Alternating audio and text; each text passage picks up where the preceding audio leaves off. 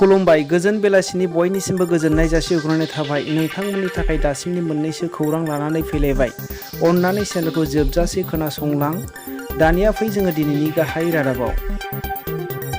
UPPL दोलोनि गोख्रों दैदेनगिरि बिना गयारि बिथाङा सासे इउटुबार गेरेमसा बिथांखौ जानला मोनला बखिदलाबायनायनिफ्राय गोजानाव थानो थाखाय खावलायदों। मिथिनो मोननाय बायदिब्ला बिना गयारिनि बिसाज्लानि क्लास फ्रेन्डसो गेरेमसा बसुमतारी होननानै बिथाङा खौरांगिरिफोरनि सिगाङाव बुंदों आरो आबसुखौ सोंखारिनाया मोजां जायाखै, हारिखौ सोंखारिनायसो जादों होननानै बिथाङा बुंदों।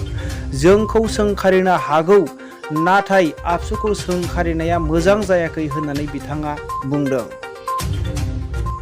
आरोबाव मोनसे गोजोनथाव खौरां, जोंनि बर' हारिनि सासे लाइमोना आरोबाव 28 जुननिफ्राय लानानै 3 जुनसिम गेलेनाय वेस्ट पाकिस्ताननि वागन इन्टारनेशनेल बक्सिं टुर्नामेन्टआवहाय उदालगुरि जिल्लानि मासपाट ओनसोलनि दानस्रिहाट गामिनि बिष्णु दैमारिया रावनिबो मदद गैयालासेनो गाव नाजानायजोंहाय रोंगौथि जानानै भारतनि जानानै बिथाङा ब्रन्ज मेडेल लाबोनो हाबाय। बियो जोंनि भारत हादर आरो जोंनि बर' हारिनि थाखाय मोनसे गोजोनथाव खौरां।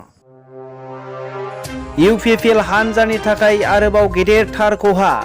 उदालगुरि जिल्लानि हरिसिंगा ओनसोलनि गोख्रों UPPL दैदेनगिरि हिरण्य पाटवारिया दिनै हरखाबै थैनो गोनां जाबाय। बड'लेण्ड सोमावसारनायाव बिथाङा गोबांथार बाहागो लादोंमोन आरो गोबांथार बिहोमा होबोदोंमोन होननानै जोङो मिथिनो मोननाय जादों। सेन्ट्रेल UPPLनि राफोद दैदेनगिरिमोन बिथाङा।